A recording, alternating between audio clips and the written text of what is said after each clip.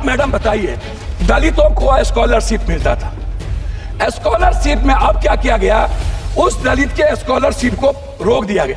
कहा गया पहले तुम एडमिशन लो, 60% जब तुम्हारा, मैडम मैं आ रहा हूं, 60% जब तुम्हारा होगा अटेंडेंट तब हम तुमको स्कॉलर देंगे। इस तरह मिनिमम मदरसे की आप चीजों को 2 करोड़ कर दिए। आप अल्पसंख्यक जैसे मौलाना आजाद जो फेलोशिप था उसको आपने बंद कर दिया। कि जब आपने 13,000 करोड़ रुपया एक विश्वकर्मा योजना पर लाया, या जब आप कहते हैं कि मैं नौकरी के लिए 400 घराना 400 बड़े कॉरपोरेट को मैंने कहा है कि आप बेरोजगार लड़कों को 5,000 अनुकंपा पर आप इसको इंटेंसिव दीजिए। मैं पूछना चाहूंगा ये इंटेंसिव कब मिलेगा, जब 40,000 लगभग कॉरपोरेट के पहले से उसके यहाँ काम करने वाले लोग हैं। तो 2 करोड़ की योजना में, 2 करोड़ की नौकरी में 25,000 एक कॉरपोरेट पर कहां से वो आएगा, ये जरा सा हमें बताएं। ये कौन सा झूठ वाली बात है बेरोजगारों के लिए। दूसरी चीज, रोजगार पर जब आप बात करते हैं तो इस देश में सबसे ज्यादा इंडस्ट्री किस पर है, वो है फूड प्रोसेसिंग पर, वो है पर्यटन पर, वो है टेक्सटाइल पर, बुनकर पर, वो है कालीन पे। टेक्सटाइल योजना पर इनका टैक्स कितना बड़ा आप उसको देख लीजिए कि टेक्सटाइल पर इन्होंने कोई छूट नहीं दी, कोई टैक्सेस नहीं दिया और टैक्स को बढ़ा दिया।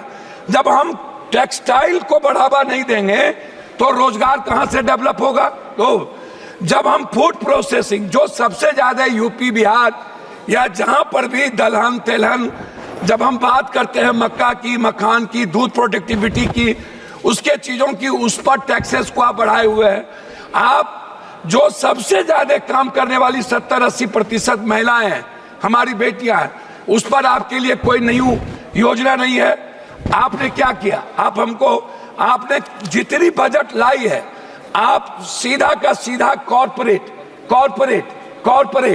लेकिन जब हम बात करते हैं जो आम आदमी से जुड़ा हुआ है, जिसको सब लोग कह रहे हैं, इवन मंत्री जी हमारे गडकरी साहब ने भी जो हेल्थ से जुड़े 18% जीएसटी की बात की। हम अस्पताल को फ्रीडम दे रहे हैं, लेकिन जो आम आदमी की दवाई है, उसका जो इक्विपमेंट है, अल्ट्रासाउंड है, सीटी स्कैन है, एमआरआई है, या जांच का विषय है, उस पर हम बोझ डाल रहे हैं। तो आम आदमी को कहां से बेनिफिट मिलेगा। अभी सबसे बड़ी बात क्या है, बैंक की जब बात आती है अध्यक्ष सभापति महोदया, तो बैंक क्या करती है। हमारे यहाँ बिहार में 100-200 रुपया वाला गरीब लोग बाहर में काम करते हैं, वो बैंक को 100-200 रुपया 1000 रुपया भेजता है। बैंक मिनिमम बैलेंस के लिए 1000, 5000, 7000 रुपया काट लेता है। अब आप बताइए, क्या आपने इसको रोकने का कोई प्रयास किया कि बैंक उस पैसे के, जो मिडिल क्लास और गरीब का पैसा है, जो बाहर से अपने माँ बाप को भेजता है, वो पैसा ना काटे।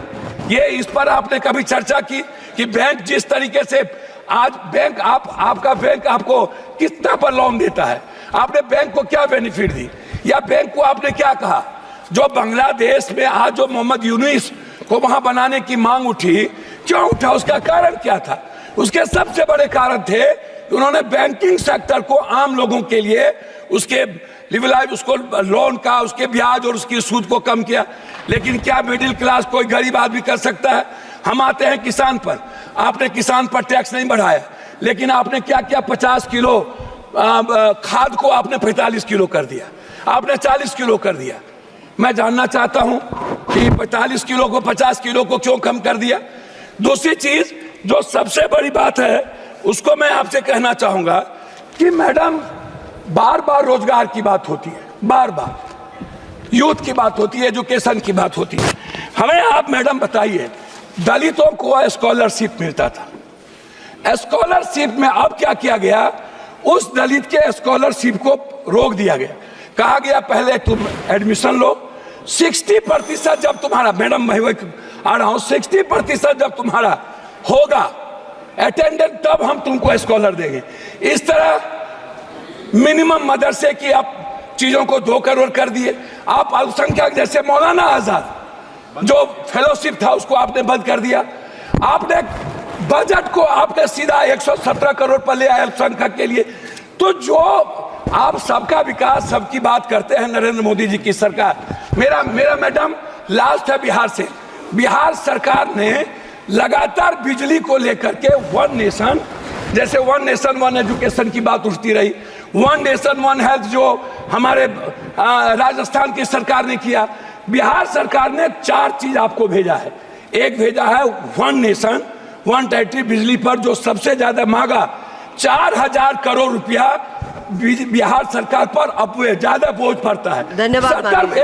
मैं कम कर रहा हूं, 70 पैसा मैडम, 70 पैसा एक आदमी पर पड़ता है। दूसरा, लगातार बिहार सरकार की ये योजना है हाई डैम से 40,000 करोड़ विद्युत परियोजना को बढ़ावा देना, हाई डैम, जिससे पूरा का पूरा कोसी, सीमांचल, मिथिलांचल को बढ़ावा मिलेगी। मैडम क्या हुआ इस बजट में? क्या आपने नेपाल सरकार से बात करके आपने हाई डैम बनाने की परियोजना की? एक तीसरा चीज बिहार सरकार ने कहा है कि हमको 15 लाख कर रहा हूं, एक मिनट लास्ट कर रहा हूं मैडम, एक मिनट। बिहार सरकार ने कहा है कि हमको उद्योग को बढ़ावा देने के लिए हमको 15 साल आप जीएसटी माफ कर दीजिए ताकि हम अपने डेवलप करें। आपका हमको नहीं चाहिए, चाहे डालमिया नगर, हमको आईएम की बात हमने किया पूर्णिया में, हमने आईटी की बात किया पूर्णिया में, हमने बात की मक्का और मखान पर फैक्ट्री की, आपने वो नहीं किया। तो आप उल्टे ही सारे के सारे मिडिल क्लास के पर जीएसटी का बोझ डाल दिया, आपने युवाओं पर, गरीबों पर बोझ डाल दी, आपने किसानों पर बोझ डाल दिया, लेकिन आप कॉर्पोरेट को सपोर्ट करते रहे। अब हम लोग को बोलने के लिए पहले आप खड़ा कर देंगे। लास्ट कर रहा हूं, हमको 30 सेकंड हम 30 सेकंड के लिए 30 सेकंड कंप्लीट। मेरा आग्रह ये है कि कम से कम बिहार के लिए मेरा आग्रह आपसे है कि विशेष पैकेज, विशेष राज्य की बात हमारे मुख्यमंत्री करते रहे हैं, हम लोग मिलकर विशेष पैकेज वाटर, पर्यावरण और जलवायु और पर्यटन, सबसे विशेष पैकेज हम कोसी सीमांचल के लिए विशेष पैकेज की मांग करते हैं ताकि मक्का और मखान पर आधारित फैक्ट्री को डेवलप करें। हम अधिक से अधिक बिहार में हम एयरपोर्ट को डेवलप करें। इसके लिए आपकी कोई योजना नहीं है। बहुत बहुत धन्यवाद मैडम, बार बार